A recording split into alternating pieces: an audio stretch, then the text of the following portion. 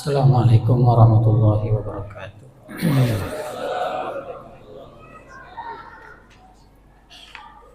Alhamdulillahilladzi an'ama 'alaina bi ni'matil iman wal islam. Asyhadu an la ilaha illallah wa asyhadu anna Muhammadan 'abduhu wa rasuluhu la nabiyya ba'dah. Allahumma shalli wa sallim ala sayyidina Muhammadin wa ala alihi wa sahbihi ajma'in, amma ba'd. Segala puji bagi Allah. Pada malam ini kita dikumpulkan oleh Allah Subhanahu wa taala melaksanakan ibadah tarawih. Mudah-mudahan puasa kita hari ini dan sampai pada akhir Ramadan nanti Allah Subhanahu wa taala mencatatnya sebagai sebuah amal yang diterima oleh Allah Subhanahu wa taala. Ma'asyiral muslimin rahimakumullah. Seluruh nabi yang diutus oleh Allah Subhanahu wa taala di muka bumi adalah mengantarkan manusia kepada iman kepada Allah Subhanahu wa taala. Walaqad ba'atsna fi kulli ummatin rasulan an ya'budullaha wa yajtanibut taghut. Sungguh kami mengutus para nabi di muka bumi ini adalah mengajak manusia untuk menyembah Allah Subhanahu wa taala dan mengingkari sembahan-sembahan yang lain, yaitu taghut. Semua tanpa kecuali. Bahkan kita di dalam alam kandungan kita, Allah Subhanahu wa taala memberikan kita iman yang disebut dengan iman ar-rububiyah. Alastu bi rabbikum, bukan akunya adalah sebagai Tuhan. Dan kita di muka bumi ini adalah untuk menjadi seorang hamba juga yang beriman kepada Allah Subhanahu wa taala. Dan kita juga akan kembali kepada Allah Subhanahu wa taala nanti. Itu adalah dengan membawa iman kepada Allah Subhanahu wa taala. Ending daripada kehidupan kita ini adalah mengantarkan kita kepada iman.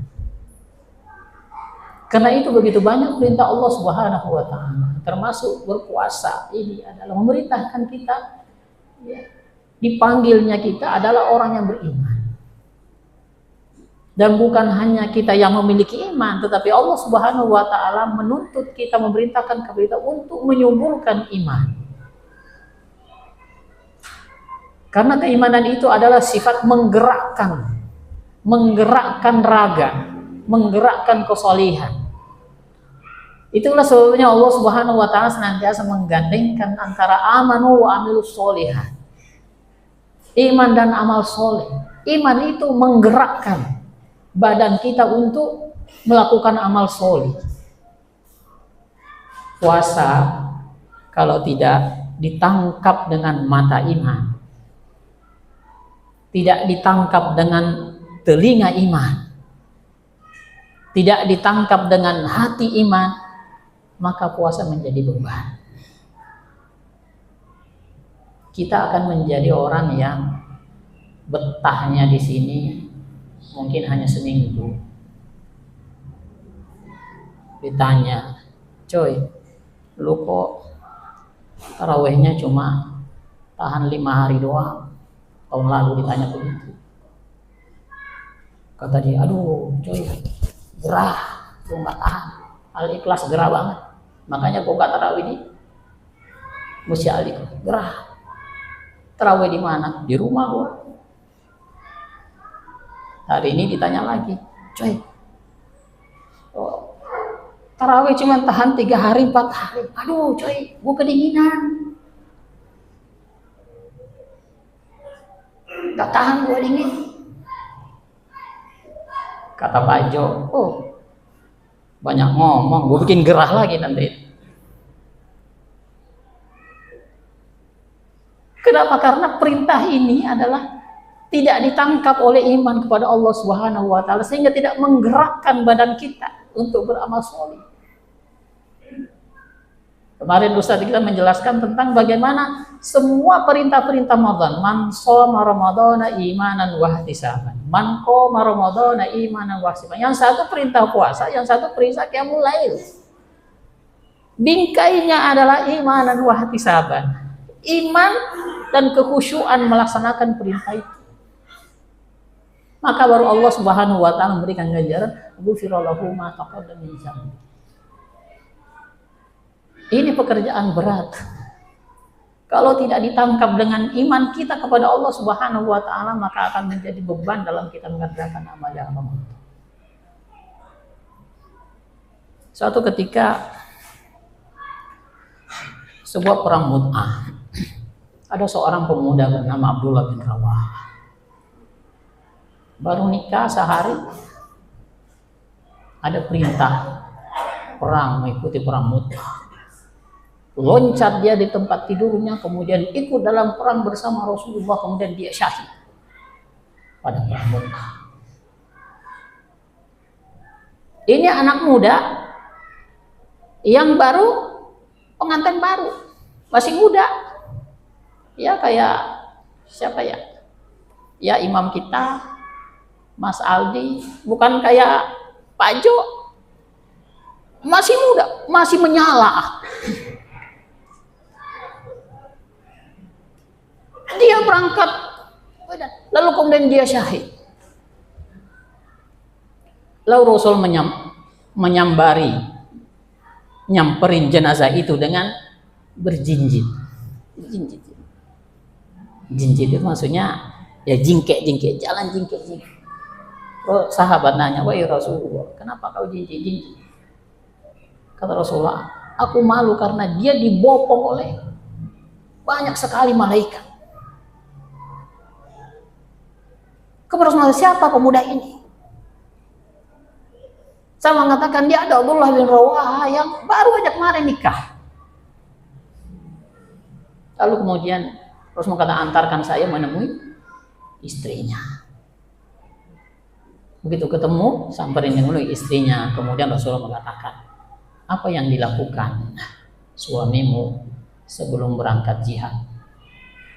Maka istrinya dengan malu mengatakan, dia menggauli aku dan dia tidak sempat mandi, lalu kemudian berangkat ke medan jihad. Lalu kemudian Rasulullah tersenyum mengatakan bahwa pemuda itu sudah dimandikan oleh para malaikat. Apa yang menggerakkan dia sehingga dia merespon perintah Allah Subhanahu wa taala? Itu karena imannya. Imannya menggerakkan dirinya untuk beramal solih. Iman itu yang menggerakkan kita bisa bertahan di sini sampai dengan akhir Ramadan. Satu kisah lagi, Sa'ad bin Abi Waqqas dalam sebuah peperangan. Begitu sulitnya menghancurkan benteng musuh, berat sekali. Berkali-kali dihadang, tidak bisa ditaklukkan benteng musuh itu. Lalu kemudian muncul seorang pemuda sahibun naq, pemuda bertopeng, tidak dikenal. Dia datang langsung melakukan sebuah agresi yang luar biasa sehingga dengan di tangan dia menaklukkan musuh. Ketika Sa'ad bin Abi Waqqas dan seluruh pasukannya itu tidak mampu menaklukkan. Pemuda bertopeng ini tidak rahasia. Sahibun naqab ini rahasia tidak diketahui. Sehingga Sa'ad bin Abi Waqqas itu mengumpulkan pasukan. Siapa yang bertopeng tadi? Enggak ada yang ngaku. Ditanya lagi, siapa yang bertopeng tadi? Enggak ada yang ngaku. Sampai Sa'ad bin Abi Waqqas itu membubarkan pasukan dan tidak ada menemukan siapa yang bertopeng tadi. Lalu tiba-tiba pemuda itu, salah satu pemuda datang. Wahai Sa'ad bin Abi Waqqas, mau tahukah kamu siapa yang bertopeng tadi? Iya, saya mau. Tapi kamu harus jaminannya kamu harus mengikuti 3 syarat. Yang pertama adalah kamu harus merahasiakan nama saya. kamu harus merahasiakan nama itu. Yang kedua, kamu tidak boleh memberikan hadiah. Yang ketiga, kamu tidak boleh melaporkan ini kepada Khalifah Umar bin Khattab, karena dia pasti akan memberikan hadiah. Maka berkata Sa'ad bin Waqqas, oke, saya akan terima syarat. Maka berkata pemuda ini, akulah orangnya. Sampai hari ini pemuda itu tidak diketahui siapa namanya dan siapa dia tidak ada, karena Sa'ad bin Abi Waqqas dalam sirah itu dirahasiakan namanya, tidak ada yang tahu. Siapa yang bisa menggerakkan sebuah amal soleh yang begitu besar energinya dipersembahkan kepada Allah Subhanahu wa Ta'ala adalah karena iman. Kita merubah mindset kita bahwa kita menyambut bulan suci Ramadan ini kita tangkap dengan keimanan kepada Allah Subhanahu wa Ta'ala, karena keimanan itulah kita mampu bertahan di dalam sebuah amal soleh. Karena iman itulah kita mampu menggerakkan fisik kita untuk melakukan amal soleh. Ma'asyiral muslimin rahimakumullah. Kami sangat berharap bahwa kehadiran kita di masjid ini adalah tidak berubah. Hari ini sampai dengan akhir Ramadan tetap seperti ini. Jangan ada berubah, bahkan semakin bertambah dengan hadirnya Asyru Awakhir, 10 hari terakhir. Disitulah puncak-puncak daripada amal kita. Ramadan kita adalah kita benar-benar maksimalkan 10 hari terakhir itu. Tapi jangan meninggalkan tempat ini sampai dengan akhir Ramadan. Sebab kalau itu terjadi dalam diri kita, berarti kita mengulang lagi tahun demi tahun apa yang kita lakukan, dan tidak tercermin bagaimana keimanan itu menangkap perintah Allah Subhanahu wa Ta'ala untuk menggerakkan diri kita untuk memaksimalkan amal soleh kita. Mudah-mudahan Allah Subhanahu wa Ta'ala memberikan kita kesehatan, memberikan kita keistiqomahan, memberikan kita keikhlasan, sehingga sampai pada akhirnya akhir Ramadan kita bisa melaksanakan dengan sepenuh hati. Amin ya rabbal alamin. Billahi taufiq wa hidayah. Assalamualaikum warahmatullahi wabarakatuh. Sallu sunnatan tarawih ra'atai jami'an